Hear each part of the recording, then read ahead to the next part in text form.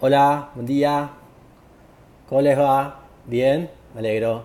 Bueno, como son los últimos días de verano, voy a hacer un modo verano diario, temático, con un arquitecto referencial, al que los que iniciaron el modo verano conmigo saben o se imaginan quién es porque empecé con él, que es el gran arquitecto holandés de todos los tiempos,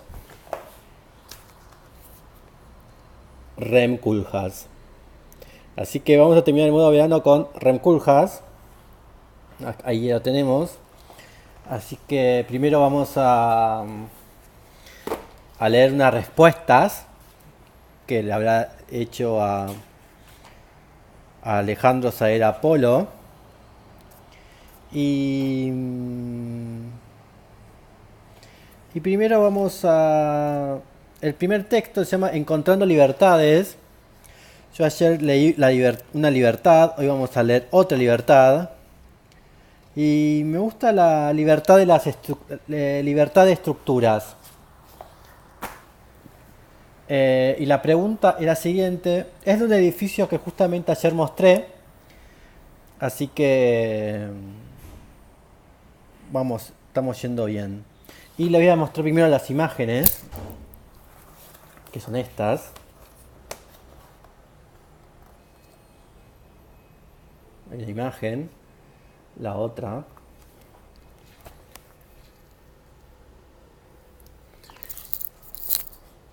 Y vamos a leer, que es pesado. La Biblioteca de París, el ZKM de Carluche o los centros de congreso de Lille y Agadir son proyectos que demuestran un renovado interés por la estructura que no aparece en sus primeros proyectos. ¿Cómo se articula este reciente interés por la estructura en el curso de su experimentación como arquitecto?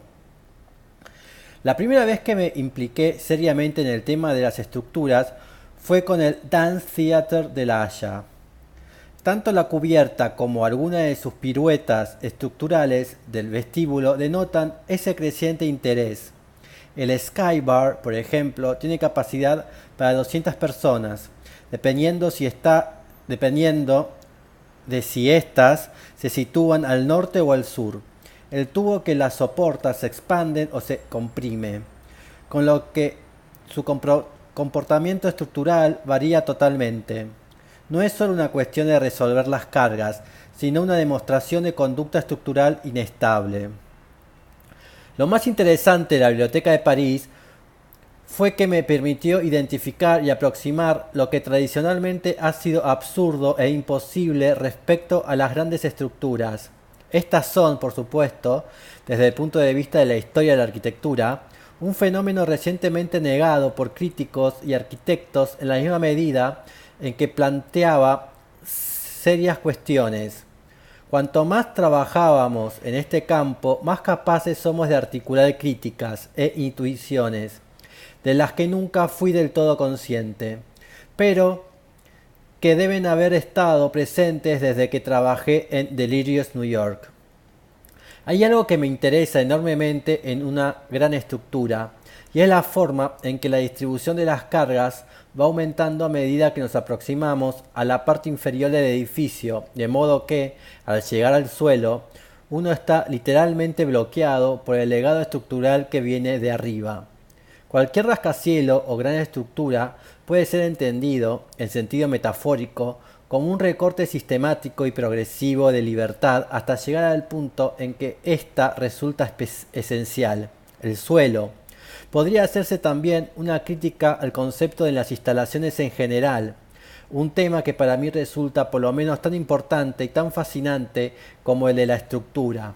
Es increíble que un elemento que significa un tercio de la sección de un edificio y que puede representar hasta un 50% del presupuesto resulte, en cierto modo, inaccesible para el arquitecto, no susceptible de pensamiento arquitectónico. Esto no son de especulaciones, es como que tener que aceptar que entre un 30 y un 40% del edificio se escapa a tu competencia. y simplemente tragar con el tipo de basura que los ingenieros de instalaciones consideran oportuno. Solo tras haber pasado por determinadas experiencias, eso es capaz de formular estas críticas y estos rechazos. Es una cuestión de adquirir seguridad en uno mismo y quizás arrogancia. Al tratar estos temas, en mi caso, el haber trabajado con Cecil Belmont y su equipo de Arup me ha estimulado mucho. Ellos forman el contrapunto. Es también un problema de honestidad conmigo mismo, de llegar a términos con el hecho de que después de todo soy un pensador y de que tengo que pensar sobre estas cuestiones aunque no siempre sea conveniente. Ese es el fin de la pregunta. Y ahora vamos a otra.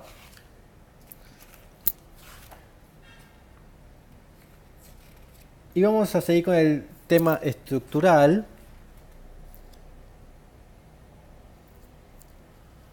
Y le vamos a mostrar las fotos. Que ya la mostré estas fotos. Y ya leí esta pregunta. Y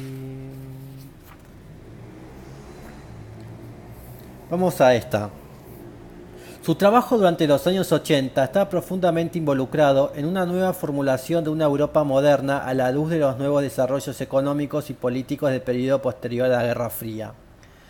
Este periodo de desarrollo y de esperanza política se desvanece repentinamente al comienzo de los 90, resultando en el abandono de los proyectos más ambiciosos y el regreso a actitudes más conservadoras. El deterioro de las condiciones económicas en Europa y la erosión de las ambiciones de una Europa modernizada parece haber tenido un efecto directo en las estructuras que OMA había desarrollado durante los años 80. Después de 3 años de incertidumbre, usted ha realizado cambios sustanciales en la organización de la oficina. ¿Qué es la naturaleza de estas recientes mutaciones en la estructura de OMA?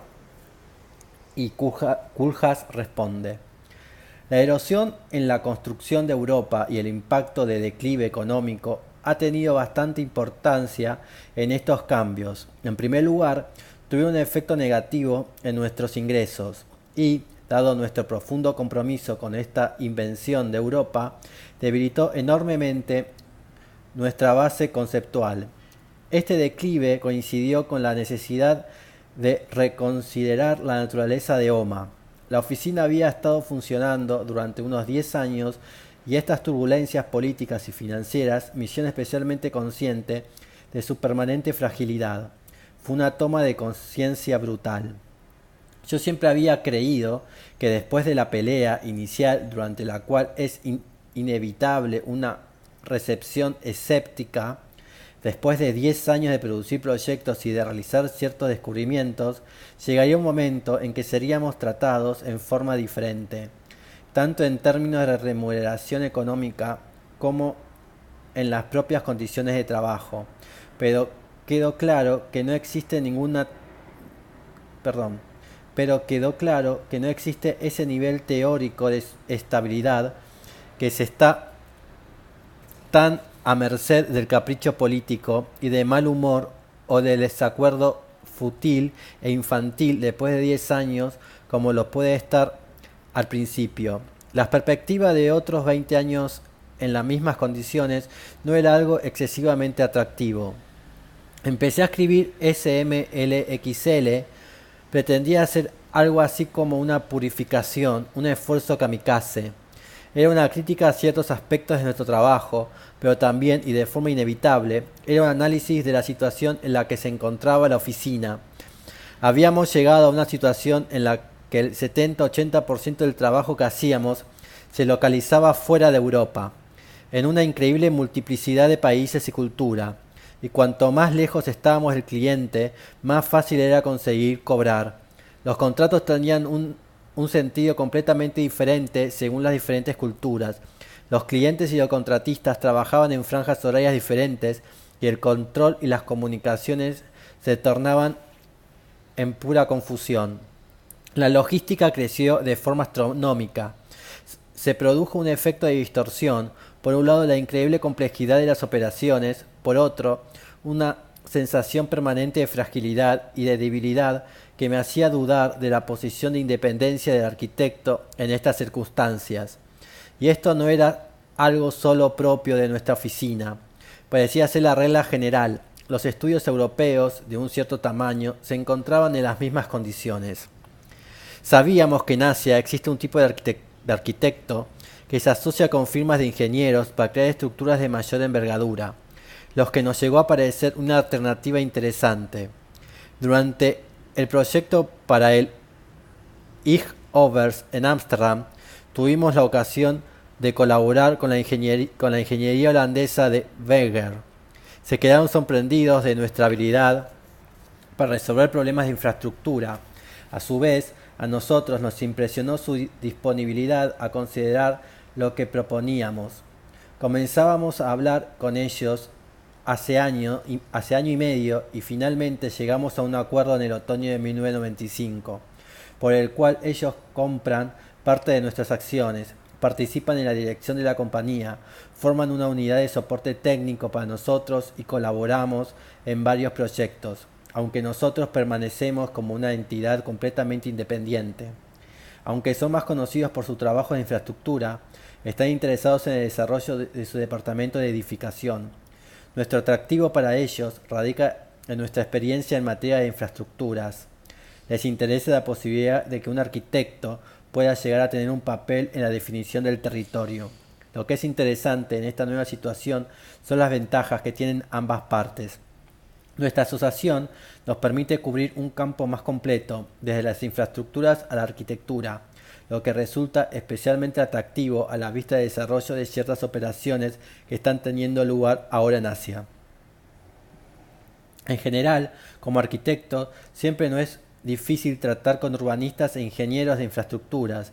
Siempre existe una oposición. La idea de nuestra colaboración pueda convertirse en una condición en continuidad entre campos resulta tremendamente atractiva. Así que está bueno, ¿no? ¿Qué les parece? Y ahora vamos a ir a imágenes. ¿eh? Vamos a mostrar dos proyectos, como hicimos ayer.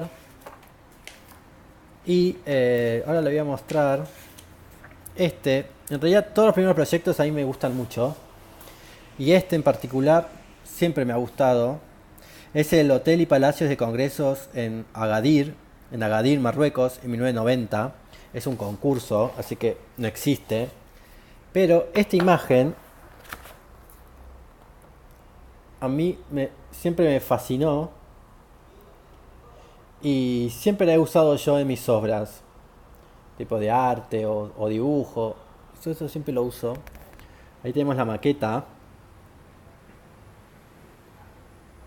Es muy interesante. Ahí tenemos un dibujo.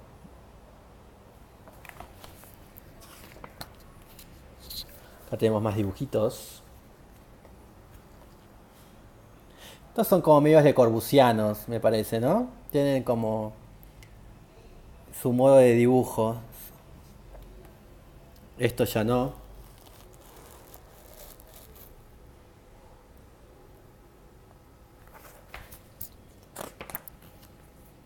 Acá tenemos maquetas de estudio.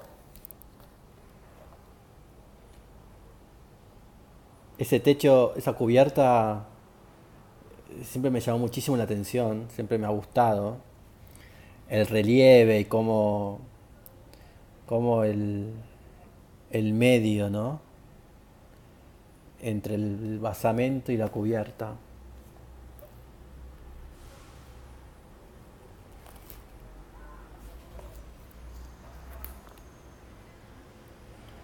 Ahí está.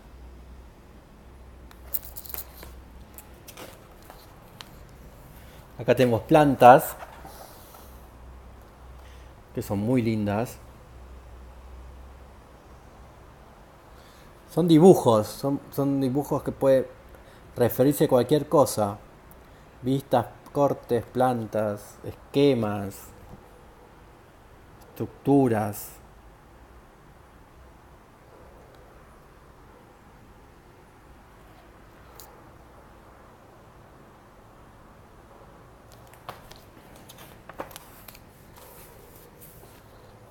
Estos dibujitos siempre me gustaron. Las escaleras mecánicas de Kulhas son geniales.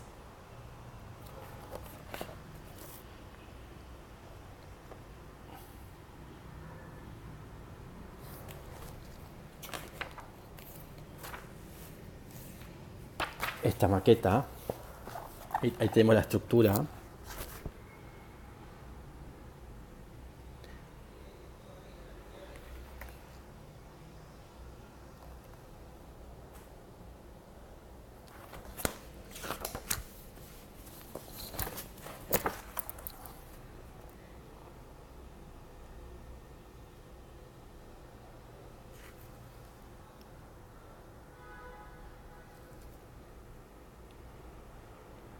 Bueno, ese trabajo del territorio es como muy constante de él, ¿no? También está en Prada, en las maquetas que vimos ayer, ¿no? Como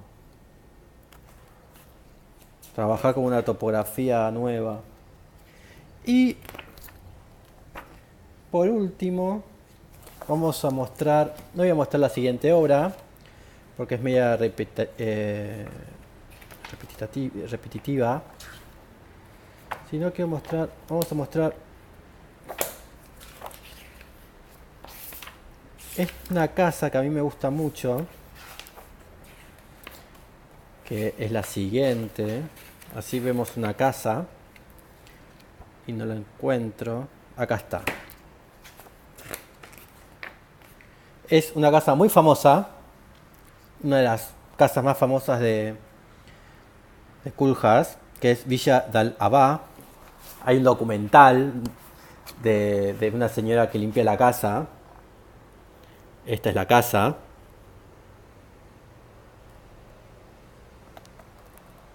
Tenemos el dibujo y el plano de ubicación. Está en Francia, en París. No sé si alguien habrá ido a la vereda a mirarla, pero bueno, es una de las casas más emblemáticas de él. Sobre todo cuando yo era estudiante, era muy emblemática. Es más, hasta me la hicieron dibujar en una materia, o en dos, creo que en primer año y en quinto.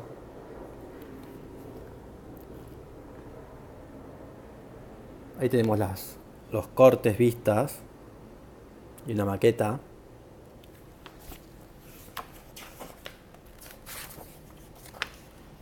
Más maqueta, vamos a foto. Tenemos una foto. Tiene una pileta en la cubierta. Creo que es lo más emblemático. Esta era la foto más conocida. Tenemos la pileta. Y los palos estructurales torcidos, simulando ser un bosque. Esto era muy de los 90 de REM. El palo de columnas.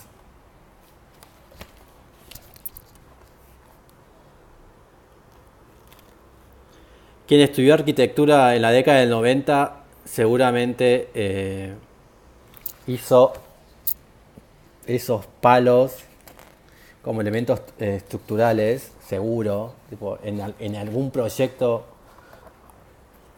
alguien lo hicimos. Todos lo hicimos. Es como después en los principios del 2000 todos hacían el fragmentado, la X. Ahí tenemos los palos y la escalera. El techo de chapa.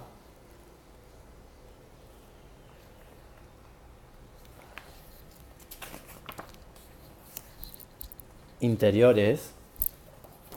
Acá ven los interiores cuando para los argentinos que ponen esas sillas de la década del 60 como decoración. Tranquilamente esta puede ser una muy buena foto de ¿no? El vacío. A veces para mostrar la arquitectura el vacío es perfecto. No es necesario poner portarretratos del gato y de la abuela, ¿no? Si queremos ser modernos y fríos, no hay que poner ese lecho, ¿no? Miren qué buena foto de un espacio sin la contaminación humana, sin el helecho y todas esas cuestiones, o la silla de los años 60, ¿no?